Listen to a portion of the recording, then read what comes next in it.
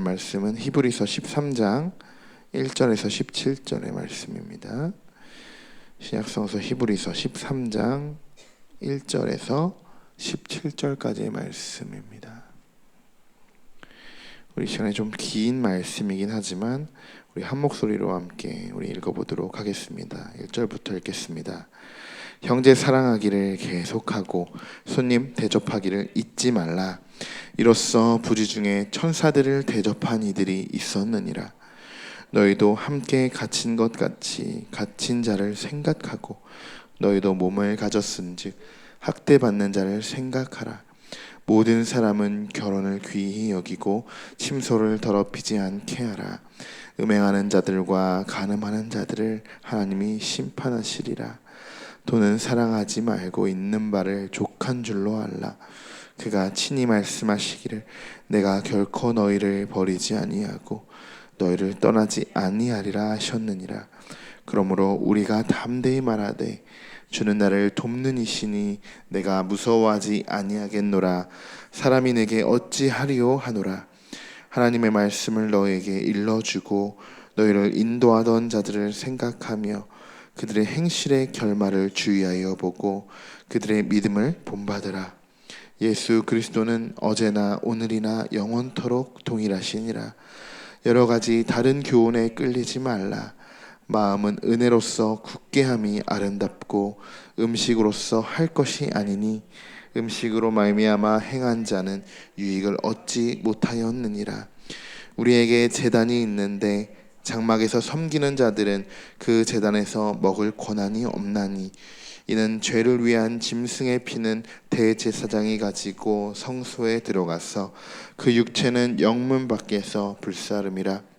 그러므로 예수도 자기 피로써 백성을 거룩하게 하려고 성문 밖에서 고난을 받으셨느니라. 그런즉 우리도 그의 치욕을 짊어지고 영문 밖으로 그에게 나아가자. 우리가 여기에는 영구한 도성이 없으므로 장차 올 것을 찾나니 그러므로 우리는 예수로 말미암아 항상 찬송의 제사를 하나님께 드리자. 이는 그 이름을 증언하는 입술의 열매니라.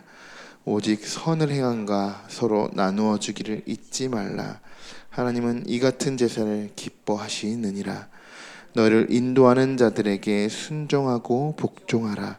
그들은 너희 영혼을 위하여 경성하기를 자신들이 청산할 자인 것 같이 하느니라. 그들로 하여금 즐거움을 이것에 하게 하고 근심으로 하게 하지 말라. 그렇지 않으면 너에게 유익이 없느니라. 아멘. 여러분 예전에 편지 많이 써보셨죠? 지금은 편지라는 개념이 조금 많이 없어지는 추세이고 다 핸드폰으로 우리가 메시지랑 문구들을 전하는 그런 시대가 되었는데요. 제가 어릴 때만 해도 손편지를 주고받는 그런 일들이 많이 있었습니다. 근데 우리가 편지를 쓰고 마치려고 하면 꼭 이거를 쓰게 되는데 맨 밑에 PS 이렇게 쓰고 추신이라는 말을 이렇게 씁니다. 분명히 편지의 내용을 다 마무리했습니다. 다 마무리하고 잘 마쳤는데 끝난 것 같지 않게 끝난 뭔가 다른 내용들이 또 등장을 하면서 다른 주제로 편지의 내용들이 이렇게 끝나게 되는 경우들이 있습니다. 오늘 히브리서 13장 말씀이 바로 그런 PS 추신의 말씀, 그렇게 기록되어 있는 말씀이라는 것입니다. 자, 한마디로 히브리서 저자가 지금까지 했던 이야기들을 모두 조금씩 아주 조금씩 이렇게 모아서 지금 다 담고 있다. 우리가 이렇게 볼 수 있습니다. 그 내용들은 이렇습니다. 신앙의 고백들의 내용들이 있고 또 교리적인 내용들이 있고요. 또 겉면의 내용들 그리고 개인적인 인사 등 다양한 내용들로 오늘 말씀이 구성이 되어 있는 것입니다. 그런데 이러한 내용들이 아주 길게 쭉쭉 설명이 되어 있기보다는 아주 굉장히 짤막짤막하게 어떤 문구는 그냥 한 단어만 나올 정도로 아주 짤막짤막하게 나와 있다는 것입니다. 그럼 우리 이 시간에는 그 내용들에 대해서 어떻게 보면 굉장히 많은 분량이죠. 지금까지 12장까지 달려왔던 그 분량이기도 한데 우리가 그중 몇 가지만 살펴보면서 오늘 말씀을 이어가도록 하려고 합니다. 첫 번째로는 겉면의 말씀이죠. 1절의 말씀처럼 형제 사랑에 대한 겉면의 말씀입니다. 이 겉면은 초대교회에서 그 초대교회 생활 속에서 굉장히 중요한 부분을 차지하고 있었던 것 중에 하나입니다. 형제들을 사랑함으로써 공동체 구성원들을 하나로 우리가 결속시켜주는 그런 역할들을 하고 있습니다. 또 특별히 자녀가 없는 그런 형제들, 그리고 노후 문제나 의지할 곳이 없는 형제들, 그런 형제들이 또 병이 들었을 때도 서로 사랑하며 돌봐주었다, 이렇게 이야기합니다. 이것이 초대교회의 형제들에 대한 사랑이었죠. 내 이웃을 내 몸과 같이 사랑하라 라는 예수님의 말씀이 있듯이 형제를 사랑한다는 것은 우리가 마땅히 해야 할 일인 것이 분명합니다. 그러나 지금 우리의 현실을 보면 어떻습니까? 지금 저도 그런데 아직 앞집에 누가 살고 있는지를 모릅니다. 거의 1년 정도 살고 있는데 아직도 저분이 우리 앞집 사람인가? 이렇게 그냥 지나치고 뒤늦게 돼서야 우리 같은 층에 사는 사람이구나 하고 인사를 하게 되는 경우도 종종 있습니다.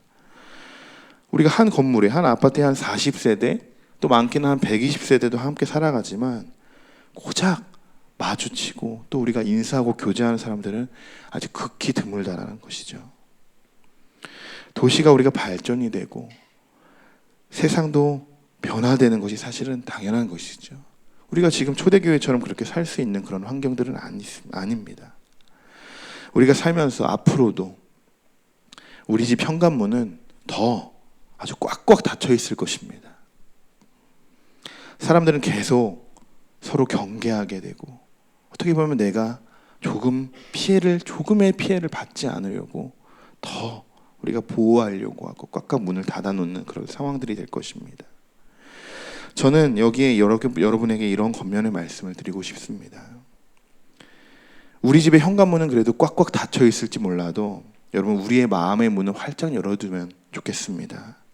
그래서 많은 사람들이 우리에게 들어와서 쉴 수 있도록 우리 삶의 쉼터를 우리가 만들어주고 정말 평안하게 그분들이 누리고 돌아갈 수 있도록 우리의 마음의 문을 그렇게 열어놓으시기를 축복합니다. 예수님도 그러셨어요. 나에게 오는 아이들을 그냥 내버려 두라고 이렇게 말씀하셨죠. 만약 예수님이 나는 그 사역에 대해서 방해가 된다라고 생각하시고 모든 것을 다 막으셨으면 어떻게 되었을까요? 그러면 진짜 복음이 모든 이들에게 전파가 되지 않았을 것입니다. 우리의 마음의 문도 다 제한하지 말고 다 열어놓으시고 우리가 사랑으로 또 덮어주는 그런 우리가 그리스도인이 되었으면 좋겠습니다. 다음으로 결혼과 음행 그리고 돈에 관한 겉면이죠. 저는 우리가 삶을 살아가면서 가장 조심해야 하는 것이, 한번 뽑아보자 우리가 이렇게 이야기한다면 바로 음행과 돈을 뽑을 수 있습니다. 사역자들이 가장 조심해야 되는 것도 이 부분이죠. 그 중에서 또 하나를 뽑아본다라고 하면 저는 돈이라고 생각합니다. 저는 돈의 가치가 나쁘다고 생각하지는 않습니다. 그것을 나쁘게 사용하는 사람들이 있고 나쁜 의미로 사용하기 때문에 그렇게 우리가 나쁘게 느껴지는 것이지, 분명 더 가치 있고 의미 있게 사용할 수 있다고 생각합니다. 자, 4절을 보시면 결혼을 귀히 여기고 침소를 더럽히지 않게 하라. 음행하는 자들과 간음하는 자들을 하나님이 심판하시리라. 자, 그리고 바로 이어서 5절에 돈에 대한 말씀이 나옵니다. 돈을 사랑하지 말라라고 쓰여 있죠. 자, 어떻게 보면 음행과 이 돈에 대해서는 어떻게 하나로 다 묶여 있다라고 볼 수 있어요. 돈의 잘못된 사용으로 인해서 남녀 간에 감당하지 못할 일들이 벌어질 수도 있고 하나의 가정을 파괴시킬 수도 있는 어마어마한 무시무시한 그런 돈이 될 수도 있다는 말씀입니다. 오늘 말씀에 음행하고 간음한 자들은 하나님께서 분명히 심판하신다 이렇게 말씀하시고 계십니다. 간음하지 말라라는 것도 오늘 예수님이 하신 말씀이죠. 오늘은 히브리서에서 계속적으로 예수님이 하신 말씀을 비유로 들어서 계속 히브리서 저자가 재해석해서 이렇게 말씀을 전하고 있습니다. 여러분, 그런 일이 있어도 안 되고 우리가 있을 수도 없겠지만, 그런데 우리가 또 그것을 어떻게 장담하겠습니까? 돈과 음행, 간음에 대해서 우리가 정말 항상 민감하게 깨어서 기도해야 하는 부분인 줄 믿습니다. 우리가 깨어서 기도할 때 하나님께서는 그것도 막아주실 것이고, 우리가 그것에 대해 흔들리지 않고 돈에 대해 지배받지 않는 우리들이 될 줄 믿습니다. 그래서 분명 하나님은 우리에게 돈에 대한, 물질에 대한 축복도 우리에게 분명히 주십니다. 그러나 그것을 우리가 어떻게 사용하냐에 따라서, 우리가 어떻게 하나님의 나라에 대해서 우리가 받은 물질을 사용하냐에 따라서 하나님이 더 축복을 부어주실 수도 있고, 어느 순간 모든 것을 빼앗아 갈 수도 있다라는 것이죠. 여러분, 하나님께 받은 모든 것들에 대해서 우리가 감사하시기를 축복합니다. 또 세 번째로 볼 부분은 믿음에 대해서, 우리가 히브리서 하면 우리가 믿음에 대해서 우리가 생각이 나게 되는데, 믿음에 대해서 한 번 더 언급하고 있습니다. 7절의 말씀인데요. 우리 7절의 말씀을 한 번 더 읽어볼까요? 하나님의 말씀을 너에게 일러주고 너희를 인도하던 자들을 생각하며 그들의 행실의 결말을 주의하여 보고 그들의 믿음을 본받으라. 아멘. 우리가 앞서 히브리서 말씀 살펴봤듯이 믿음의 조상들을 살펴봤죠. 아브라함 그리고 노아, 에녹 등 여러 인물의 그 믿음에 대해서 어떤 믿음에 있었는지도 우리가 지난주에 살펴봤습니다. 우리가 그 믿음을 보면서 또 교훈을 얻기도 했었는데요. 지금 이제 그렇게 교훈을 받는 우리들은 누군가에게 믿음의 본이 되어야 되는, 그렇게 신앙의 모본이 되시기를 여러분 축복합니다. 물론 하나님이 여러분을 그렇게 인도하시고 사용하시고 세워주셔야지만 가능한 일이지만, 우리가 오늘은 신앙의 본이 될 수 있는, 우리가 그런 믿음의 사람으로 하나님 나를 지속적으로 성장시켜 주기를 하나님 내가 기도합니다. 우리가 이렇게 간구하는 기도를 해봤으면 좋겠습니다. 그렇게 믿고 구하신다면 하나님께서 여러분이 구하는 그 믿음으로 그렇게 세워주시고 사용하여 주실 줄 믿습니다. 자, 다음으로는 이단들에 대한 경고의 말씀들이 쭉 나오게 됩니다. 8절에는 그리스도는 어제나 오늘이나 영원토록 동일하시니라 라고 말씀하고 있고, 또 9절에 여러 가지 다른 교훈에 끌리지 말라 이렇게 이야기하죠. 제가 최근 들어서, 이것도 하나님이 주신 은혜인 것 같습니다, 이 율법주의자들에 대해서, 또 율법에 대해서 굉장히 자주 말씀을 전하게 됩니다. 새벽, 수요, 청년 예배 때 다 이 율법에 관한 말씀들을 제가 전하고 있는데요. 제가 계속해서 말씀을 전하는 것처럼, 말씀을 드리고 있는 것처럼 거짓 복음이 더 달콤하다는 것입니다. 거짓 복음이 더 달콤하게 우리들을 현혹시킨다는 것이죠. 나중에 내가 그곳에서 빠져나오고 싶어서 이제 내가 빠져나와야겠다, 이것이 거짓 복음이라고 이미 깨달았을 때는 이미 헤어나올 수 없은 그런 단계에 빠져 있게 된다는 말씀입니다. 그런 것이 바로 거짓 복음이죠. 사랑하는 성도 여러분, 우리 주변에 어떠한 누구도 그리스도를 믿지 않고 다른 복음을, 거짓 복음을 따르는 사람들이 있다면 여러분 바로 잡을 수 있을 때 바로 잡아줘야 합니다. 그리고 여러분의 힘으로 안 된다고 생각하실 때는 사역자나 또 이단 상담소에 상담을 요청하시고 도움을 받으시길 바랍니다. 잘못된 건 여러분 분명히 바로 잡아야 합니다. 그런데 우리가 어중간하게 고치려고 하면 어떻게 되지? 괜히 잘 고치지도 못하게 다 뜯어놓기만 하면 아예 망가져 버리게 되죠. 더 고장나게 되는 법입니다.